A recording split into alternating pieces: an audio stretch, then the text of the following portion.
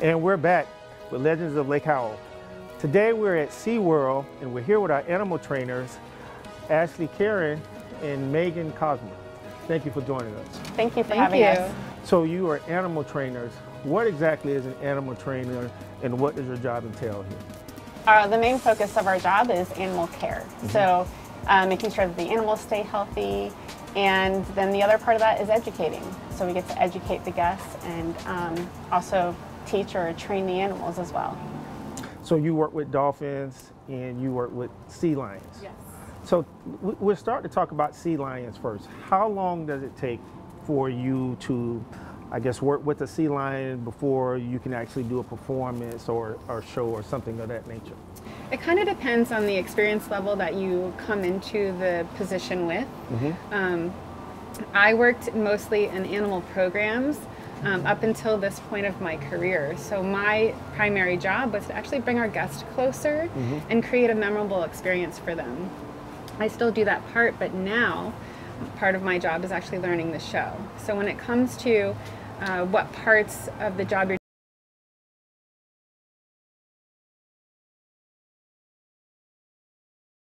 brand new and you've never done it before, it could be a few months before you're really spending time and interacting. I moved over to that area in one of our upper positions with more experience, so I'm being fast-tracked a little bit and learning to do those the show roles already, and I've only been there for about 6 months. I had an opportunity to see the dolphins today, your show with the dolphins. How long did that take? How long have you been working with the animals? Well, I have been lucky enough to, I'm actually coming up on 18 years. Okay. Working with all types of marine mammals, the orcas, I've worked with the dolphins, I've worked with in other facilities, otters, but that's a little bit less. At this point though in my career, I've had the opportunity to work with over 26 different species of animals so far. And it's so great to have that opportunity to build relationships and to kind of understand the culture. But the greatest thing about what we do is actually the training is all the same. It's all based on positive reinforcement and finding what that animal finds to be reinforcing in order to help train new behaviors, which primarily are their husbandry behaviors or behaviors that help us keep them healthy. So you start off with there's a new dolphin, he's a rookie. How does that process work with this rookie dolphin? He has no show business performance or anything of that nature. How does that process work? Well, here at SeaWorld, we're lucky enough, a lot of the dolphins that we have in our care have actually been born within our SeaWorld parks. Okay. So their training begins with their mom. Okay. So the first thing they do is some observational learning. So they learn a lot of their things from their mom. But then we go into those husbandry behaviors, and those are the things we start training first. We train them to do like body exams. So we want to examine their entire body, or we want to look at their eyes and their mouth and their tongue and all those things. Now to get to this point of being in one of our presentations, a lot of the dolphins that are here are actually in their teens. So a lot of them actually came here around like 13 or 14 years old, and our oldest one is 45. So the training that they do here, they've already learned all of those great things that will help us maintain their health and have that medical management there.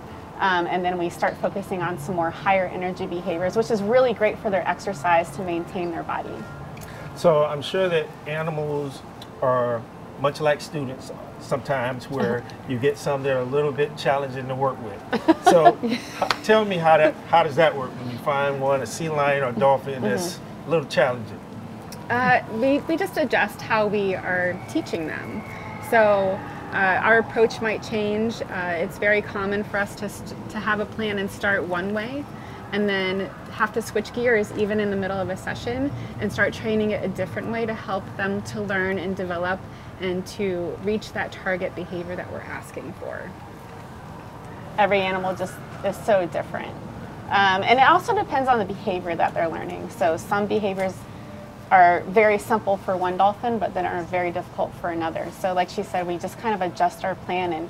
And so with the dolphins, we use this. It's called, it's just actually a dog whistle. We all have it cued to the same pitch. But we train this first, and so when we blow this, we give them something that they like. So some sort of, whether it's food or a toy or something that they really enjoy, we pair this with that. So this becomes our way to communicate. This says good job. So we actually call it a bridge. It bridges the gap from you did something that was amazing, now come back and get something that you really, really like. And so with that, just like you would teach someone how to do a math equation, you break it down into all these little steps, but along the way, you give them that bridge and you say, that was great. Okay, now the next time we do this, my next approximation is going to start with that, and I'm going to add something new. And I'm going to add something new, and all the way until you get to that end goal of that target behavior that you're looking for. So in speaking of the target behavior, there is, like, I noticed that there was a form of communication that you have with the animal.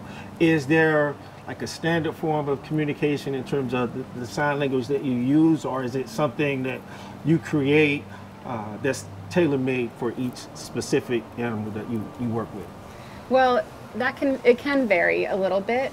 When it comes to marine mammals, most of our hand signals are relatively the same. There might be some slight variations, but we do try to keep it pretty similar even across other facilities, so that way, in the event that an animal moves, it's something that we can easily transition them to learning that hand signal. As far as just pairing it with the behavior that we want, it takes a little bit of time. There are some behaviors that are new and we get to create them, and we actually get to come up with our own hand signals sometimes because it's just something that hasn't ever been done before. But ultimately we want to try to keep it pretty similar across the board so that it doesn't matter who's working with them or where they're at, we can ask those behaviors and they're pretty similar. So you mentioned that there are some commonalities in working with the marine mammals. So if I told you that you were going to work with sea lions and you were going to work with dolphins, would we be able to use that same language and get the same results, or is it a little more complex than that? It's a little bit, it's just different. I would say it's more species related. Yeah. Okay. So like with the signals and stuff. So like we're over here with the dolphins and the orcas, we'll use this bridge or this whistle to say good job. She's just going to say okay to the sea lion. That is her bridge to say that was exactly what I was looking for. And that bridge works really well in our presentations because when you go to see it, you might not even notice that animal actually received a bridge. And we go into the next behavior because it's just a common word that we use. So when we say okay, it just rolls right into the next behavior, and it's seamless. Yeah. So you mentioned that there are a number of behaviors. Is there something that you start with, like a level that's the most basic? The first thing that you would teach a sea lion, or the first thing that you would teach a dolphin when you start to work with them? What's the easiest? A hand most target. Okay. A hand target. If you can train your animal, any animal, to do a hand target, you can train them to do anything. And so by a hand target means I'm going to put my hand here and I just want you to touch it. That's all I want you to do. Good. Reinforce that. Good. Now you've created an opportunity where now you can move the animal around, because now I want you to come right here. And so you may have even seen in our presentation, we use what's called a target pole. It looks like a really long Q-tip. And so that is an extension of our hand, because our hands can only reach so far. So that giant target pole says, come right to this spot. And those animals were right on it. They knew exactly what they were supposed to do. So speaking of the show, I noticed that some of the dolphins were moving like backwards. How does that process work? How do you train them to do that? So that's actually, we use a method called the B-point backwards. So we start with where we want them to be, and we slowly work them back. So we slowly make it longer and longer and longer, while trying to maintain the same criteria, because we're looking for a certain type of height in the water. And so we'll sometimes they'll come up and then they'll fall. So we'll try and capture that moment. That's exactly what we're looking for, and then try and slowly bring it back. And so some animals can learn it super fast, and like we said, some will take a while to understand exactly what we're saying, but we don't speak the same language. So then that's where this comes in. Says good job. So what does a day look like for you in terms of working with dolphins, and then we'll go to you next in terms of working with sea lions? Our day entails first thing in the morning around 6 a.m. where you go around, we check all of our animals, make sure everybody looks good, and then we start in the fish house. All these animals receive a certain diet based on calories. So just like you and I, we have a certain calorie that we're supposed to get to, the dolphins do too. So we'll actually send out their capelin and their herring and their squid to make sure we have the right caloric value per dolphin. And then we'll weigh out all their food every morning, and then we'll kind of space it out throughout the day so we can use it for all different types of sessions. So throughout the day we'll have what's called a husbandry session where we take care of them, where you give them the things they need like eye drops and things like that. Then we'll do learning sessions where they'll learn something brand new. We'll do relationship sessions where we just hang out and just spend time with them.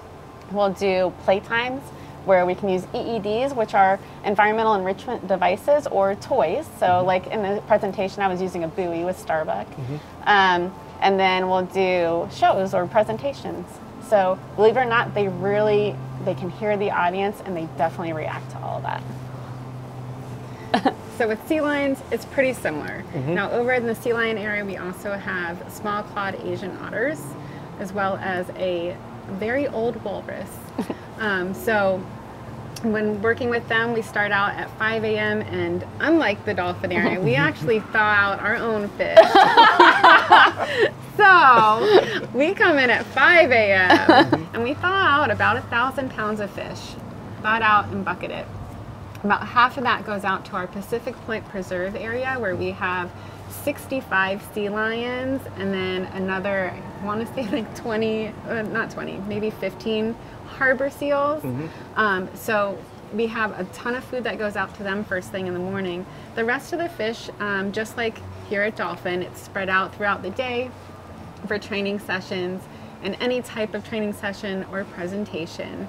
And we have a decent sized staff that's coming in and we're doing those sessions, whether it's tours or husbandry, and we just want to spread it out throughout the day so they don't get their entire diet first thing. Our animals over at Pacific Point, they do get the bulk of their diet at the beginning of the day, but that's because our guests get to feed the entire rest of the day. You mentioned that the dolphins can hear the crowd responding, so I'm going to say this like very softly. Do you have a favorite animal to work with?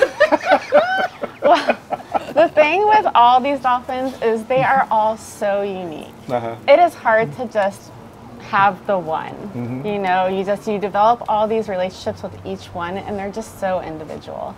So you just have these favorite moments with every dolphin. So it's hard to really pick a favorite. Do you have a favorite? No. There's so many animals, and they're so unique. And with all the different species that I've worked with, I don't think I could ever truly pick a favorite. Same. So let's talk about the species that you work with. You've had an opportunity to work with marine animals, but also you work with cheetahs as well. So let's talk about that experience at Busch Gardens. How was that? It was awesome. So they are very unique animals. They are the only species of big cat that purrs instead of roars, so that was pretty cool. I actually really tried hard to train an animal to purr or chirp when I asked. They didn't get it. They are a little slower to learn. That was something I had to learn. I came from dolphins over at Discovery Cove, and dolphins, they learn relatively quickly. And their response time is really quick. So even though the cheetah is the fastest land animal, when it comes to learning, it did take them a little bit more time to learn behaviors, but they do a lot of really awesome things over there.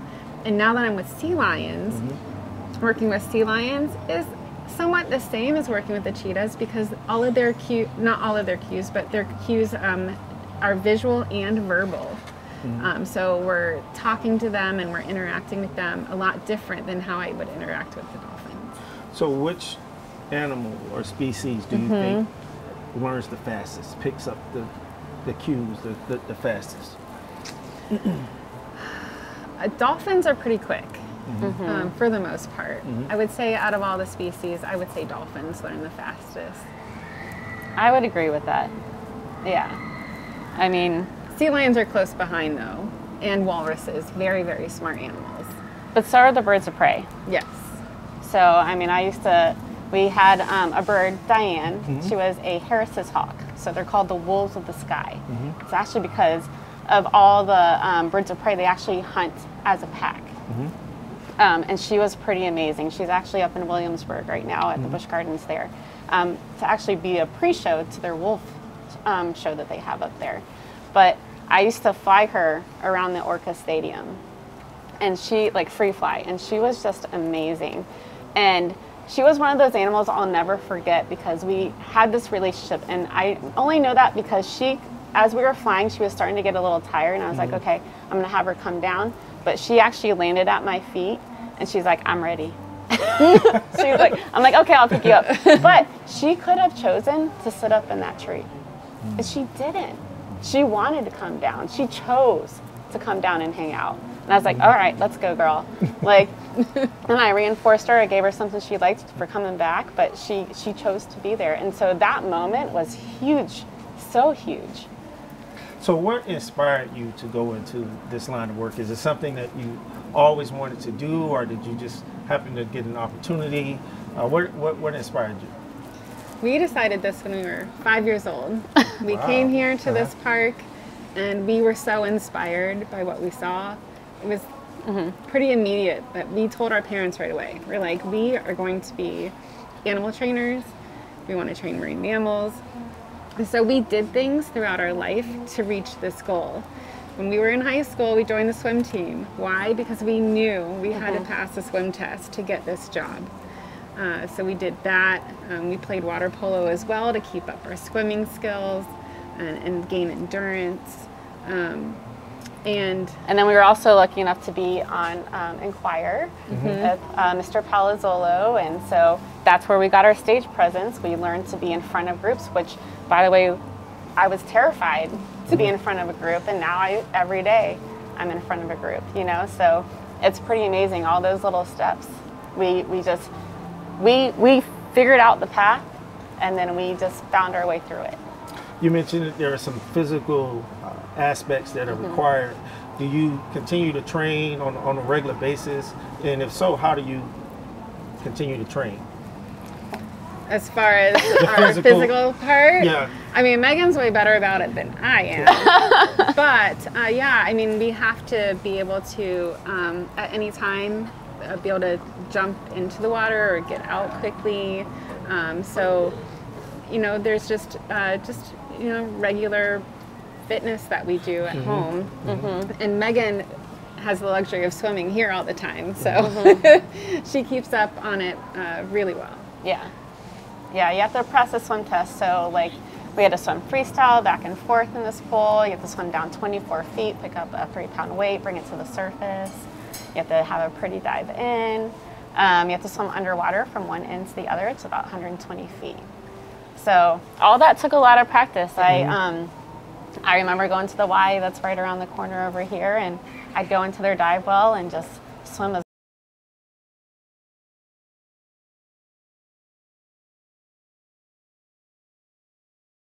here, could go in there and they could pass that swim test, but you got to believe in yourself.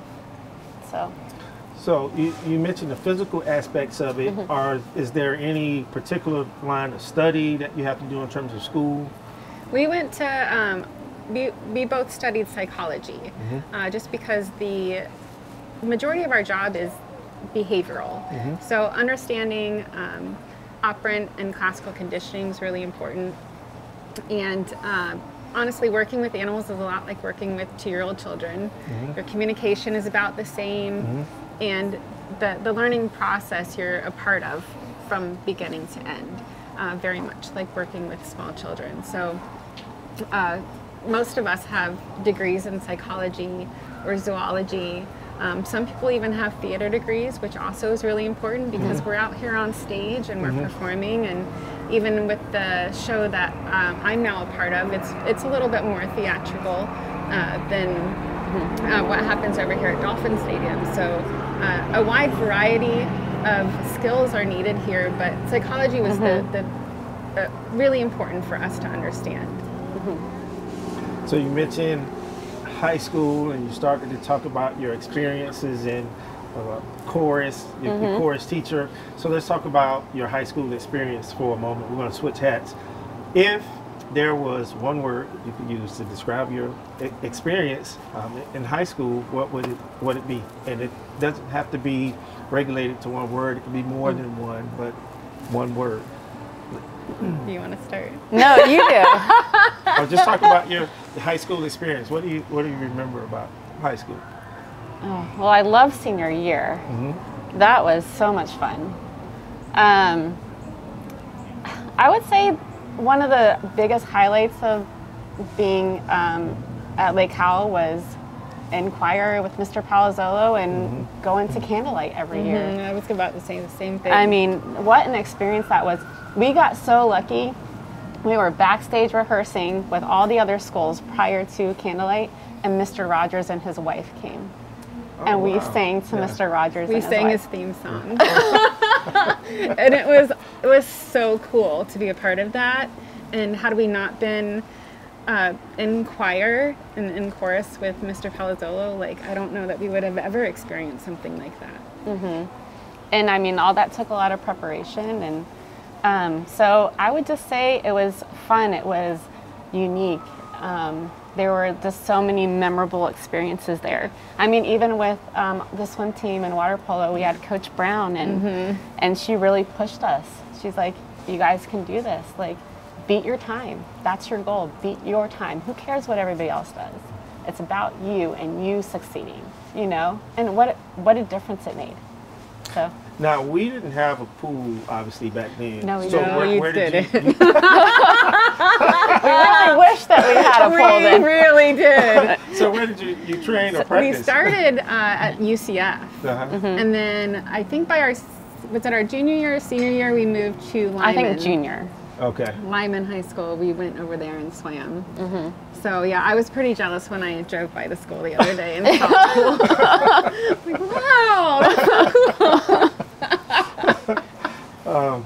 Yeah, that is a luxury that our students have, and I think that's part of the reason why the pool was donated, because of students like you having to go to other spots or locations like UCF or to Lyman to practice.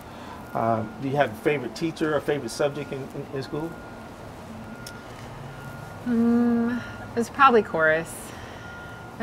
Chorus? Yeah, Mr. Palazzolo. We went to school so we could go to chorus. We had a good time in there. He was funny. Yeah. Well, and then there was one of my science teachers, do you remember? We painted a mural on her wall. I wish I could remember exactly. I remember where the classroom was. I can't remember. And we even tricked the rest of the class. She remember this. She had us switch. We were talking about twins. Yes. And so I had Ashley come in, pretend to be me. Came and sat down in class. And like nobody noticed. And then I walked in. So it was. I can't remember her name. I know, me either. But she was pretty awesome. Like that experience was memorable. Like, remember all that stuff. So you mentioned that you're twins, and you've had an opportunity to go to school together, and now you work together each day. How's that? Like, is this was this part of the plan? Well, no. I mean, we both knew we would be in the same field, but getting to work together is pretty special. Just because for many years, even though like I said, we were in the same field, we didn't work together. We were in different parks, and so now to be back here and be together, it's pretty cool. So now in looking back in time, if you had an opportunity to go back and give the younger version of yourself some advice, what would you say to yourself?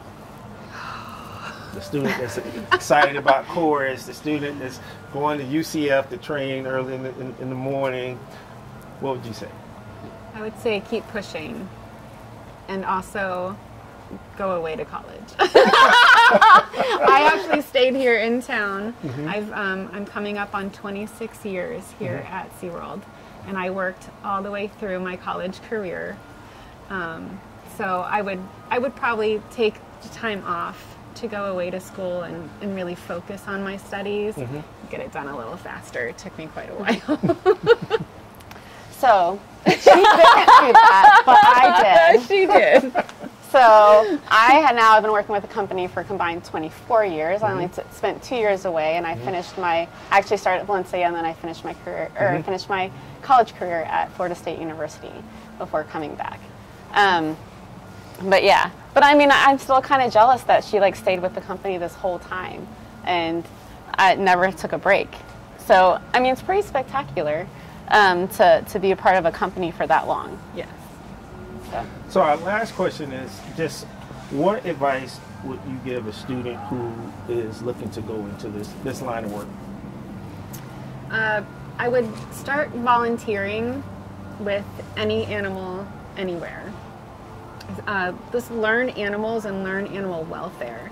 While a big primary part of our job is animal behavior, animal welfare is right there with it.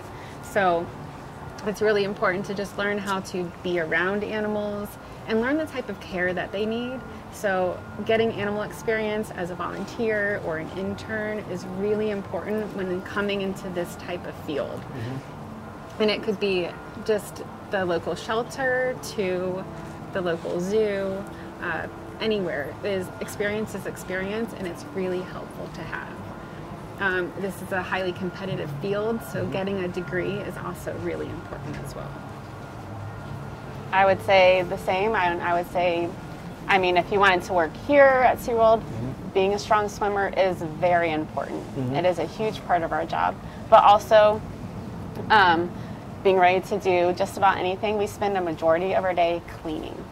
So this is a big facility, and we have all types of procedures so that we can stay accredited. And because those staying accredited is so important to us as a company, that we have to, cleaning is huge. So making sure that we're giving the animals the best care, and that goes right back to welfare, is cleaning, and just don't let it be a surprise. But like, don't give up. I've had people tell me, you know, way back when, they're like, it's going to take a lot of work. And I said, bring it. I'm going to do it. And I did. So like, it was huge, and I just didn't give up. So that's what I would say. Well, thank you for taking the time to join us today. I really enjoyed the show. Thank you. Yeah, thank you so much.